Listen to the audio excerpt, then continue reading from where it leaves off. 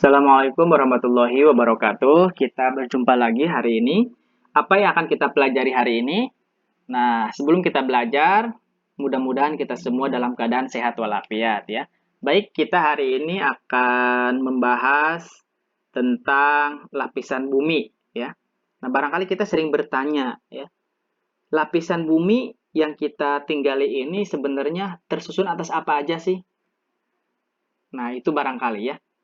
Nah, baik, untuk membahas lapisan bumi atau maka kita perlu mengetahui tentang struktur bumi. Nah, struktur bumi kita tahu bahwa bumi itu bentuknya bulat ya.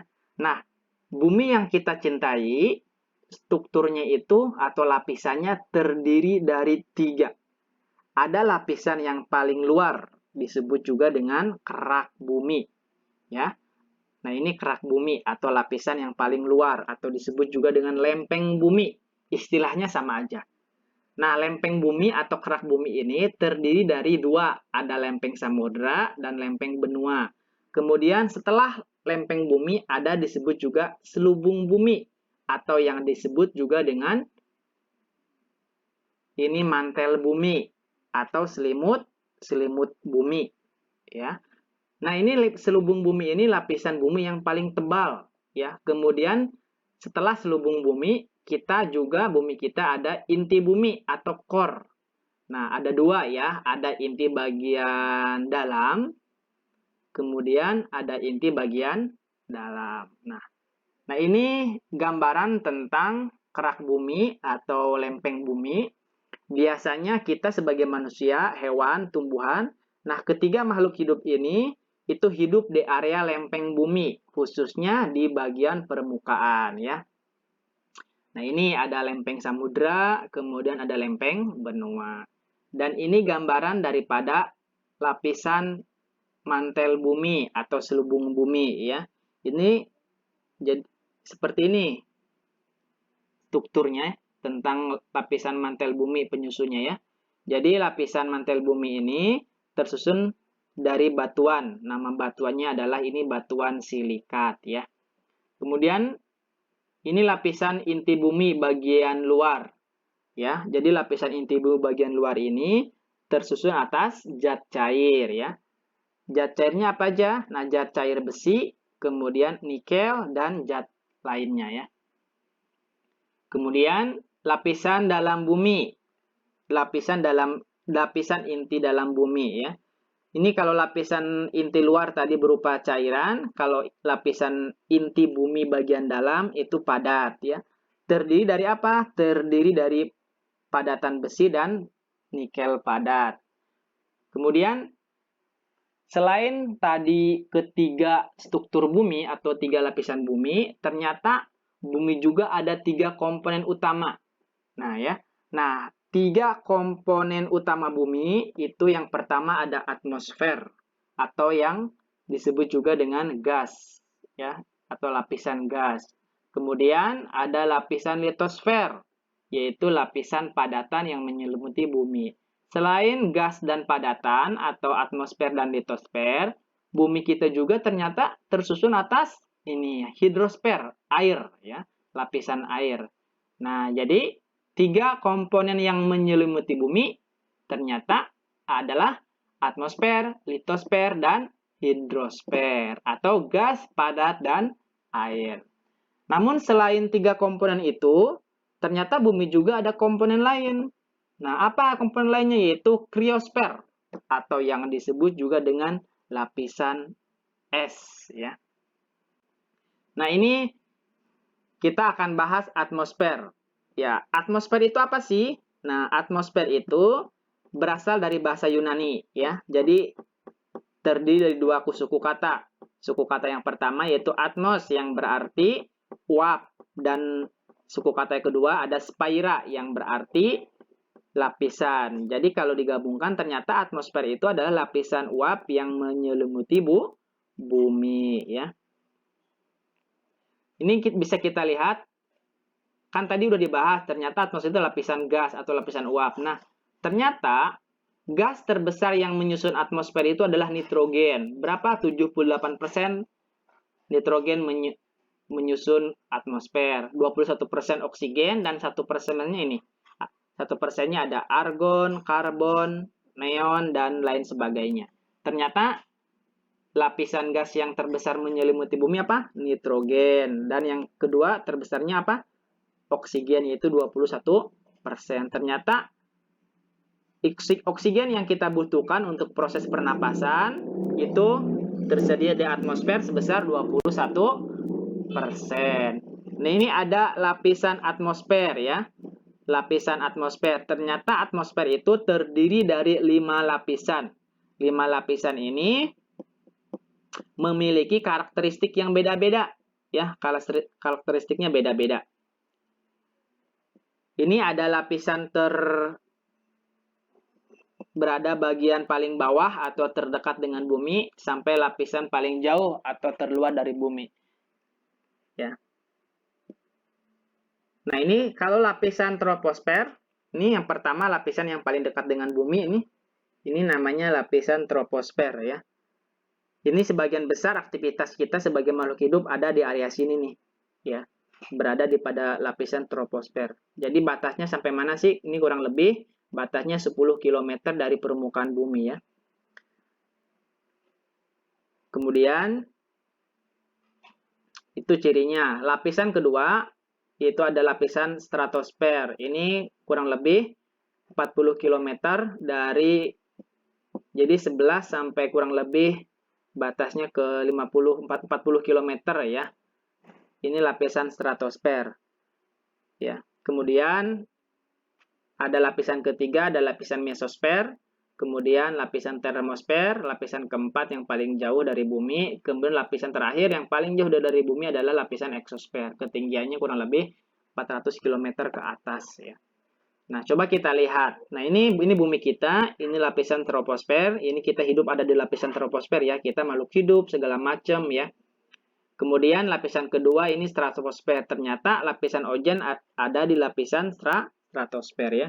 Jadi lapisan ozon ada di lapisan stratosfer. Nah, kemudian selain itu biasanya pesawat-pesawat yang melintas di udara, ketika kita memperhatikan pesawat ya, ternyata itu pesawat itu terbang di atas awan. Kita lihat kan terbangnya di atas awan. Namun sebenarnya pesawat itu terbang di lapisan stratosfer. Jadi maksud daripada pesawat juga ada jalannya loh. Bukan hanya motor, mobil yang ada jalannya, rel kereta api juga punya jalan sendiri. Kemudian pesawat juga punya jalannya. Bukan berarti tol ada di langit, bukan. Ternyata pesawat itu berjalan di lapisan stratosfer ya. Jadi pesawat yang biasa membawa penumpang dari satu negara ke negara lain itu biasanya melintas hanya di lapisan stratosfer. Jadi lapisan kurang lebih 11 km sampai 50 km di atas permukaan bumi ya. Kemudian lapisan ketiga ada lapisan mesosfer ya.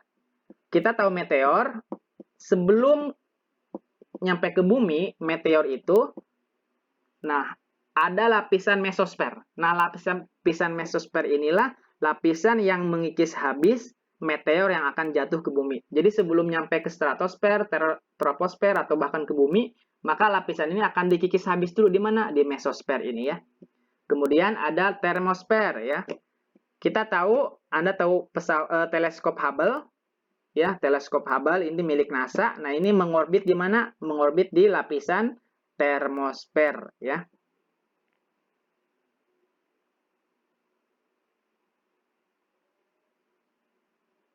Kemudian kita tahu Anda tahu satelit, kita bisa nonton TV segala macam itu karena ada satelit ya. Nah, satelit itu berada di mana sih? Di lapisan mana? Nah, ini satelit itu berada di lapisan terjauh dari bumi, namanya lapisan eksosfer ya. Jadi pada ketinggian 500 km di atas permukaan laut. Jadi inilah lapisan yang tempat mengorbitnya satelit.